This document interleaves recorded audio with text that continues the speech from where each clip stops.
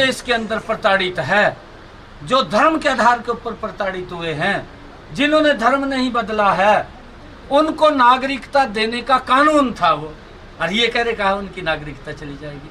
भाई फिर गरीब किसान इतने दिन बैठे रहे, अरे भाई हम कुछ तो कर लेंगे।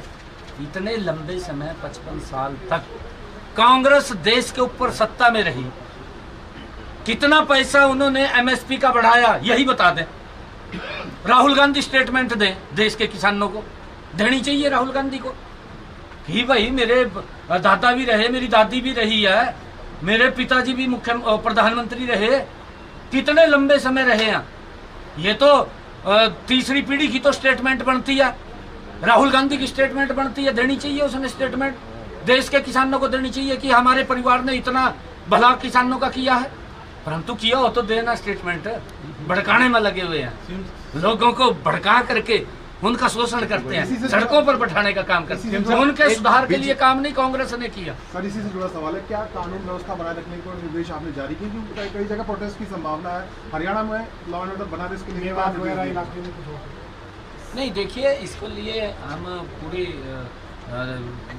हमारा हर उसके ऊपर ध्यान है, हर जिला के ऊपर लॉ एंड ऑर्डर की व्यवस्था को मेंटेन रखना हमारी सरकार का दायित्व है। और हमने इस बात को लेकर के कहा कि किसी को कोई खतरा नहीं है, ना खतरे का विषय है किसी प्रकार का।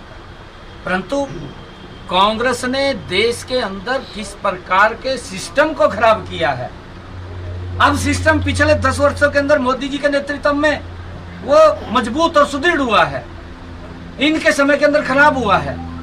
ये कांग्रेस के लोग ये लोगों को बरगड़ा करके, लोगों को किस प्रकार से डरा करके वोट बैंक तक ये सीमित रहे हैं।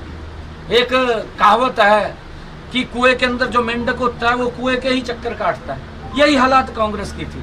एक बार कांग्रेस एक कुएं का मेंढक बन करके रह गई है, इसकी सोच कोई बड़ी नहीं है, इसकी सोच कोई देश के हित की नहीं है। क्योंकि देश के अंदर जिस प्रकार की आवश्यकताएं लोगों की थी, नरेंद्र मोदी जी के नेतृत्व में वो आवश्यकताएं पूरी हो रही है। चाहे आप रोड्स की बात ले लीजिए, चाहे आप हॉस्पिटल्स की बात ले लीजिए, चाहे आप एम्स की बात ले लीजिए, चाहे आप किसानों को लगातार उनके एमएसपी बढ़ाने की बात ले लीजिए, चाहे किसानों को फसल के खराबे का पैसा देने की बात कर लीजिए, चाहे रेलवे की कनेक्टिविटी की बात कर लीजिए, चाहे एयर कनेक्टिविटी की बात कर लीजिए, और चाहे दुनिया के अंदर भारत के सम्मान की बात कर लीजिए।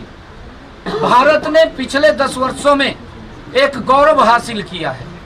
भारत दुनिया की 5 ट्रिलियन की इकोनॉमी बना है, और आने वाले समय